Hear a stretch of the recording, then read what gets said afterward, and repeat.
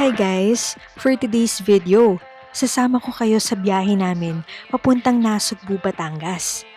At ngayon pa lang, nasa Cavitex na kami. Ang smooth ng daan dito. Hindi masyadong traffic, kaya ang bilis namin makakaabot.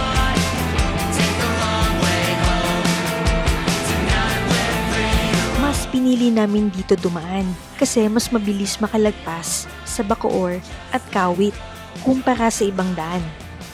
Tingnan nyo naman yung view. Nakakagaan talaga ng loob habang nagdadrive. Malapit na kaming lumabas sa Cavitex. Dadaan muna tayo sa toll gate. Sulit naman ang bayad dito. Hindi kami may ipit sa matinding traffic. Tuloy-tuloy lang biyahe papuntang bayan ng Naik. Ayan, officially, nasa Naik, Cavite na tayo. Dadaan muna tayo sa sentro ng bayan. Ramdam mo na agad yung probinsya vibes. Mula sa bayan ng Naik, dumiretso na kami papunta sa kay Labni. Medyo paakyat at liku-liko na ang daan mula dito. Pag-akyat namin dito, kitang-kita na agad yung dagat.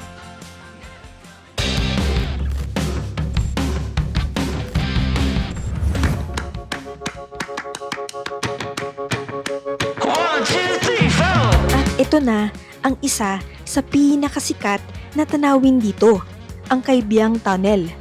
Sobrang sikat nito, kaya hindi nakapagtataka na sobrang daming turista dito. Nagpipicture at nagpapahinga muna bago tumuloy. Bigyan ko lang kayo ng maikling history ng Kaibiyang Tunnel. Pagdaan natin dito sa Kaibiyang Tunnel, alam nyo ba na ito ang pinakamahabang road tunnel sa ilalim ng bundok sa buong Pilipinas?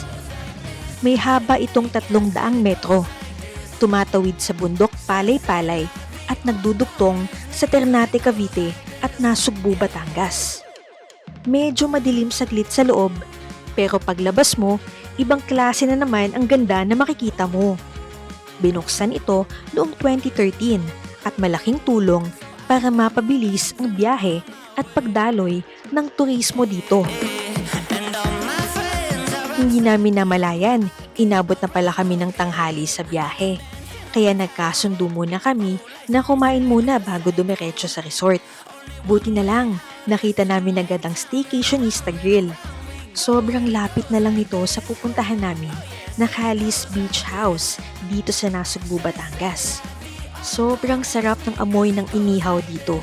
Siguradong panalo ang pananghalian namin.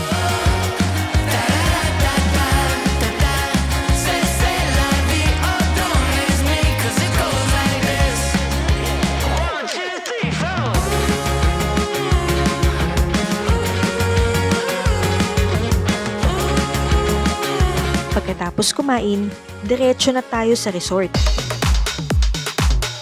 Finally, nakarating na kami sa Calis Beach House. Pagkatapos ng masarap na tanghalian at mahabang biyahe, ito na ang pahinga namin.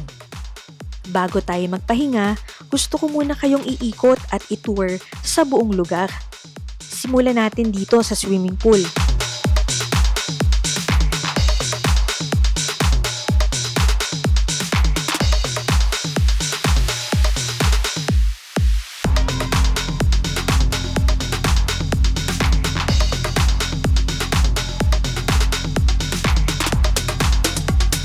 Marami na ngayon na nagsiswimming dito. Excited na kaming lumusong dito bukas.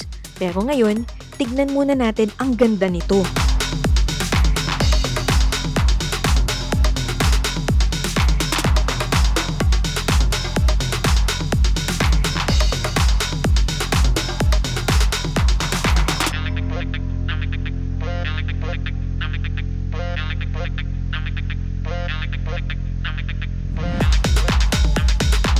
Dito naman ang shared kitchen na pwedeng gamitin ng lahat ng bisita. Kumpleto dito, may kalan,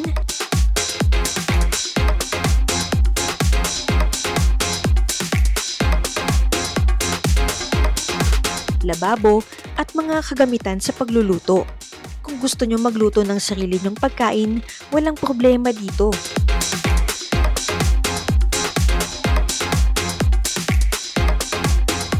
Dito naman ang mga rooms. Maluluwag, malinis, at maaliwalas ang pakiramdam. Siguradong mahimbing ang tulog namin dito mamaya. Do you hear that? My sanity about to break while everyone I know's out. On a trip, on a boat, on a lake. I'm tired of feeling all FOMO. Babe, I don't even care if we stay home. Put our to-do list on ice. Crank the AC to 79 and make a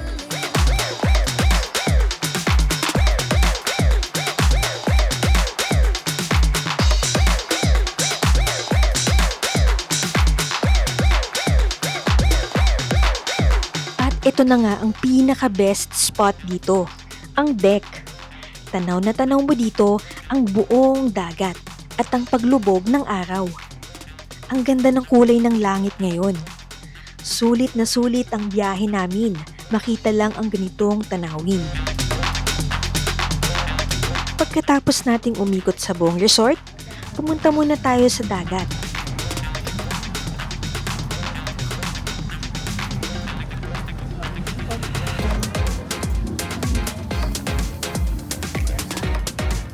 Sabi kasi nila, hanggang 7 PM lang ang pagligo dito, kaya maaga pa lang ay dumiretso na kami agad. Tingnan nyo naman, sobrang dami na rin ng ibang tao na nagsiswimming ngayon. Pino yung sand, hindi siya mabato. Yun. Talagang sinulit nila ang oras bago magtakip silim.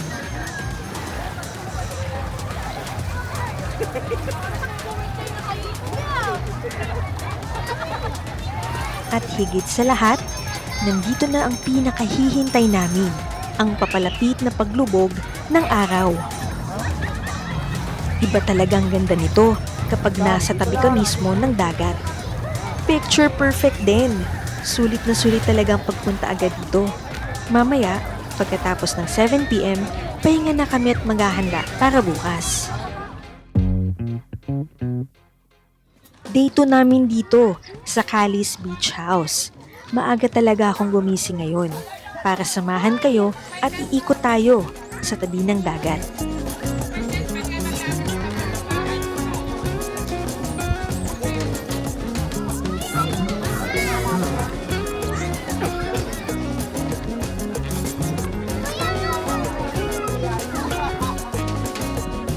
Gusto kong maramdaman natin ang preskong dagat vibes habang hindi pa masyadong mainit.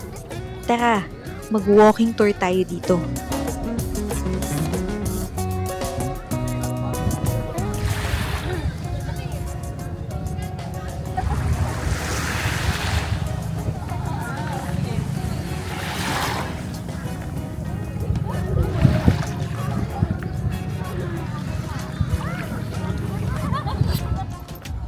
Sobrang aga pa naman, pero marami na agad na tao dito. Iba talagang hatak ng dagat dito, kaya maaga pa lang ay nandito na sila.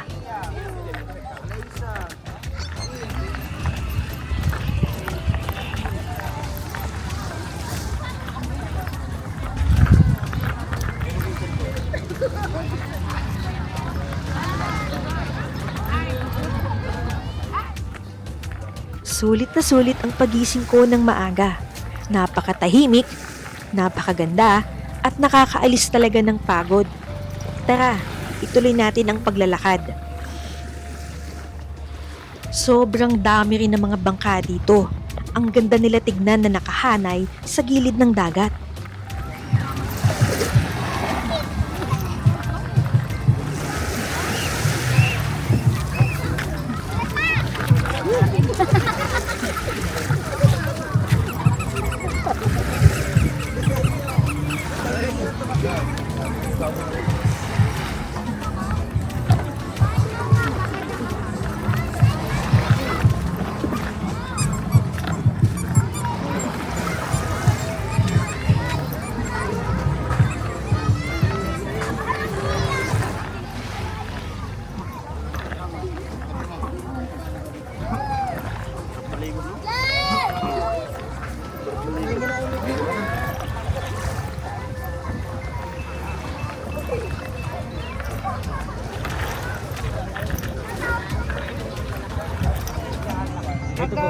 ganito, minimum, mas malaki naman na lang. Ilang Depende. weeks yun? Ilang weeks ang tatagal?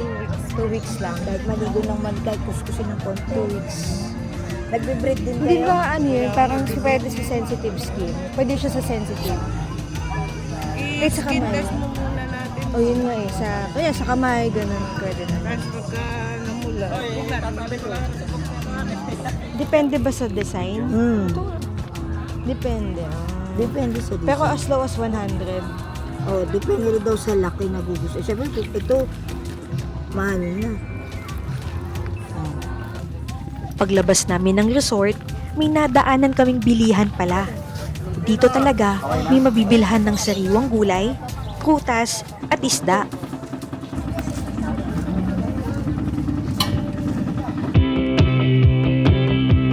Time check, 3 p.m. na. Oras na para sa inaabangan namin. Island hopping na!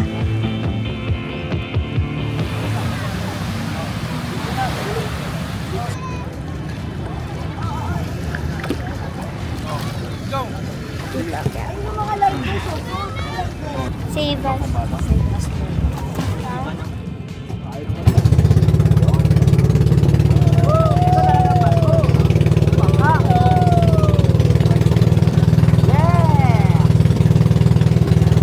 Ayun no, may island doon na walang tao. Oo nga, no? Ayun no.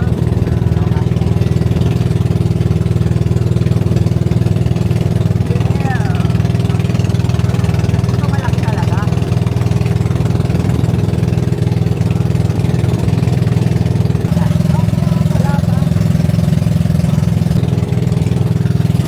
Sulit pag walang island natin, no?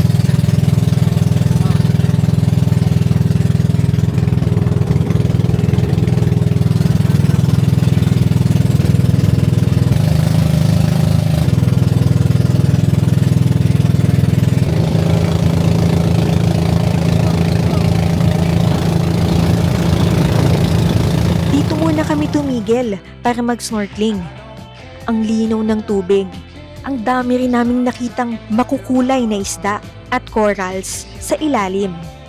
Sayang lang, wala kaming dalang kamera para maipakita sa inyo.